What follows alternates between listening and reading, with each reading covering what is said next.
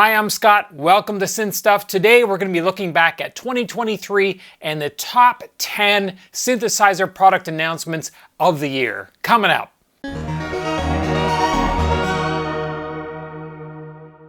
Number 10 on the list was the Wavestate SE.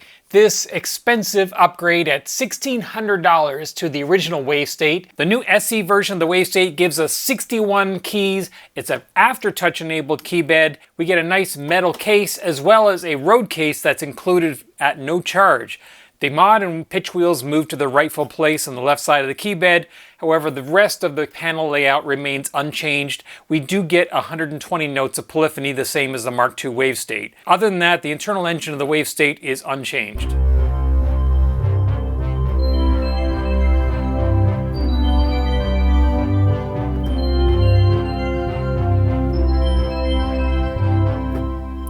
The Wavestate is an incredibly complex but incredibly capable synthesizer.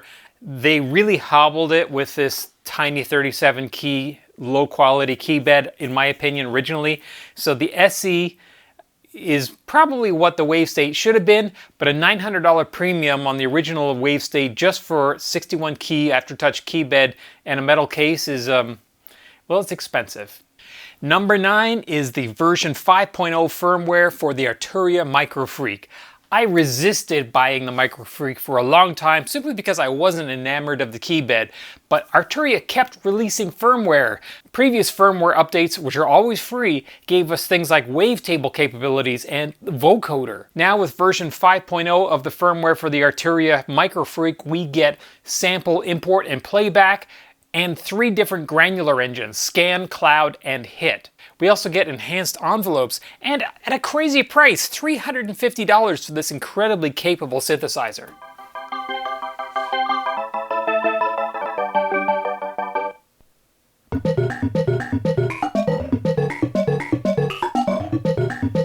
That reminds me of an Underworld song. Number 8, the 2.0 firmware for all ASM Hydrasynths. Again, a free upgrade. Version 2 firmware on the Hydrasynth gives us expanded patch storage for all the different Hydrasynths, so now all the Hydrasynths have the 8 banks of the Hydrasynth Deluxe. But more importantly, we get per voice modulation. We can change actual individual virtual voices so we can emulate, say, voice 1 on a synthesizer that's gone a little bit out of tune. That allows us to emulate an imperfect analog synthesizer with perfection inside the Hydrasynth. And that allows you to give a lot more organic and realistic feel. There was so much excitement over this feature, and it really sounds different because of it.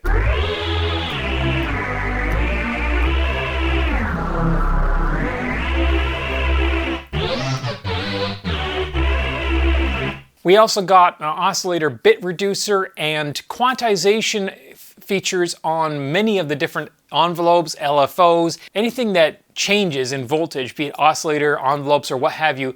We can now change the resolution to almost where we get binary steps between them. That's only a tiny bit of what was released in the 2.0 firmware for the Hydrasynth. I did a full video on this upgrade. I'll put a link to it up here as well as in the description below. Number 7 on the list of the top synthesizer announcements for 2023 is the Behringer Pro-800. This is a module or rack mount version of the original sequential Prophet 600, which was also a rack mount unit. It's an 8-voice analog synth, sounds exactly like the original. Every parameter is addressable via CC, so you can use it as a sound module. It does have no effects, and it is a mono output rather than stereo, but just like the original, it sounds very much like that original. So if you're looking for the sequential sound at a very reasonable price of only $400, the Behringer Pro-800, which has proven to be a very popular hit for them, might be on your shopping list. Number 6 on the list, the Roland GAIA 2. This is a successor to the original GAIA. It is a 3-oscillator virtual analog synthesizer. The first oscillator has wavetable capabilities. It's similar to Zencore, but it's not Zencore. You can't load Zencore sounds onto it, but the base architecture is similar. It does have this motional control pad that you can use as a modulation source or a playing. It also has a limited ability to run some model expansions, and it comes with the SH101 model expansion. So if you want to play an SH101 on your GAIA 2, you can.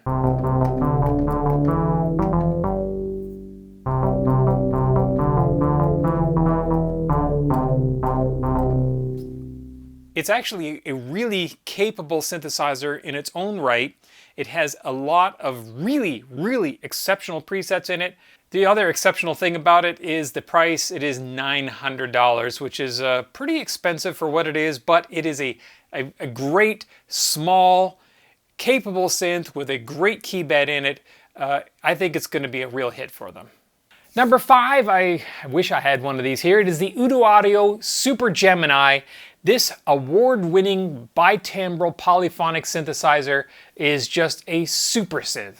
It's a hybrid analog digital synthesizer, analog oscillators with FPGA chips running the digital side of the house. 20 voice binaural, you can run it in binaural mode where you get 10 voices but a full stereo path throughout the synthesizer. So each voice, which consists of 2 channels, is 2 voices playing the same thing but one going to each ear, and so you get the full binaural effect. You can emulate that on some other synths, but this synth, just like the Udo Super 6, has it built in. It has a 61 key polyphonic aftertouch keybed with a ribbon controller and digital effects, kind of like the Summit, but it has a 24-bit chorus and delay effect per layer because it is bitimbral. The synthesizer has a ton of controls for player controls in real time, and this incredible sounding synthesizer has an incredible price of $4,500, which is going to put it out of reach for all but the most dedicated professionals, likely. Number 4 on our list is the Roland Fantom EX upgrade. This is far more than just a firmware upgrade. This is a total upgrade of the entire operating system. Once you've upgraded your Fantom to EX, it is no longer a Fantom. The original Fantom firmware updates no longer work or apply. It brings a whole lot to the table. We get ACB capability like the System 8. So now we can put ACB model expansions into the Fantom, just like you can with the System 8. It comes with a Jupiter 8 and an SH101 model.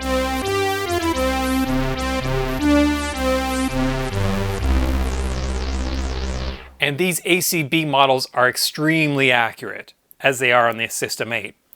Also included is a JD800 model. Now the JD800, which I have sitting over there, is a fantastic synthesizer. However, they are expensive.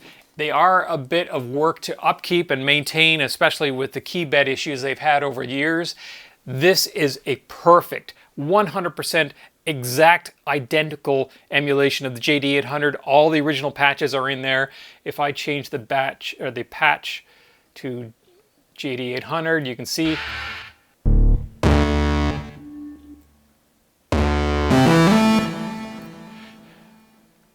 and yes, all the famous JD800 sounds are in there.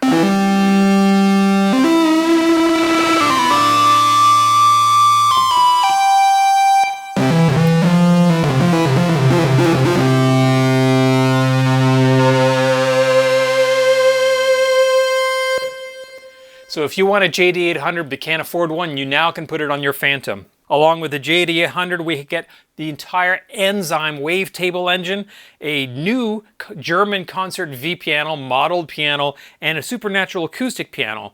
We also get some new effects. We get some modulation reverbs and a shimmer reverb, which is amazing. So this is a huge upgrade for the Fantom EX, and it has a price. It's a $200 upgrade. If you already purchased the Enzyme engine, which is included in the EX update, Roland will give you a reduced price or a rebate when you purchase the EX update. Number 3 on the list, I really wanted to get my hands on this when I was at Sweetwater a couple of weeks ago. Unfortunately, that didn't happen. They didn't have one on display. This has been a massive hit. It's an incredible deal for an incredible synthesizer. It is the Behringer UB-Xa. This is a chip-accurate recreation of the classic Oberheim OBXA. It is a 16-voice polyphonic analog synthesizer with a 61-key polyphonic aftertouch keybed. Has dual filters just like the original, and it's only $1,200. $1,200 for a classic analog synth recreation with a polyphonic aftertouch keybed. One of these will be arriving in my studio in the near future, I am quite sure. You get the classic Oberheim fat sound in a small Behringer synth that looks, plays, and sounds just like the original. Plus you get that polyphonic aftertouch keybed, which you can then use as a controller for any other number of synths that also support polyphonic aftertouch over MIDI, such as your Montage or MODI-X or any other number of synthesizers that support it. If you use a lot of soft synths, this is a perfect controller for that as well. There are manufacturers that are putting out MIDI controllers that have polyphonic aftertouch that are approaching this price. So for Behringer to put out a synthesizer that is as capable as this with a classic Oberheim sound and a polyphonic aftertouch keybed for that same price is just incredible. This thing has been getting rave reviews all over the internet. I'm really anxious to get my hands on one. Number 2 on my list is the Expressive E Osmose. I got to play this when I was at Sweetwater.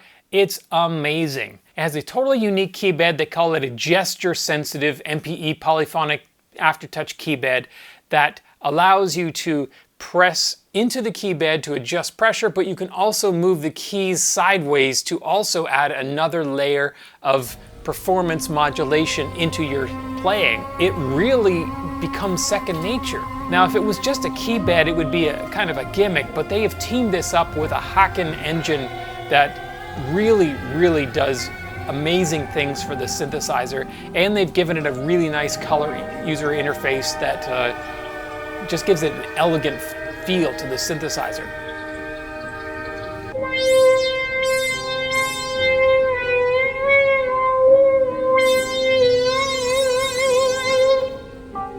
At $1,800, it's not cheap, but it is unlike anything I have ever played before. It would take some practice to be able to play accurately, because I found myself often playing out of tune because my fingers were inadvertently moving sideways on the keys. But I think that's just something you'd have to get used to and begin using it instead of accidentally using it. And number 1 for 2023, you might have guessed, it is the Montage M. I have here the Montage M7, there's a Montage M6 and M8x, total re-envisioning of the Montage product line from Yamaha. Number 1 feature on the new Montage, of course, is the worst kept secret, the ANX analog modeling engine.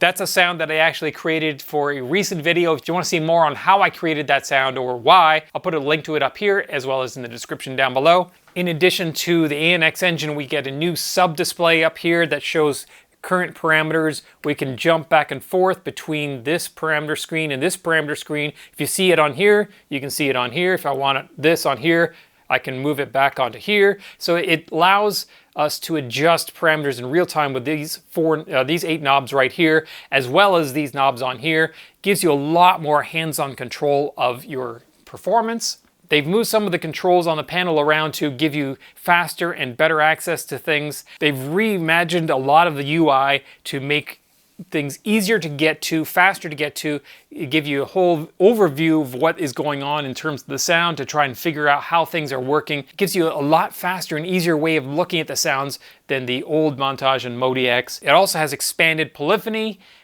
You can add a lot more elements to the individual parts. You have a much faster processor, and because of that faster processor, the UI is snappier. Yamaha can't keep these in stock. This is a huge hit for Yamaha, and deservedly so. And that's it. That's my top 10 synth releases for 2023. What did you think? You have any questions, comments? Did I leave one out? Is it one of your favorites? Or do you think one of these does not deserve to be there? Let me know in the comments section below. If you're interested in purchasing any of these, I will put some affiliate links in the description below. If you use one of those, it really helps us out. I appreciate that. And I also really appreciate you. Thank you for watching, thank you for commenting, thank you for liking my videos, thank you for letting me know that what I'm doing here matters and that you like what I'm doing. It feels like I'm making a difference, and I love getting feedback and talking with the community. The synth community is like no other, and with any luck, we'll continue this into the new year. Bigger and better new synths to come. That's it. Thanks for watching. We'll see you in the new year.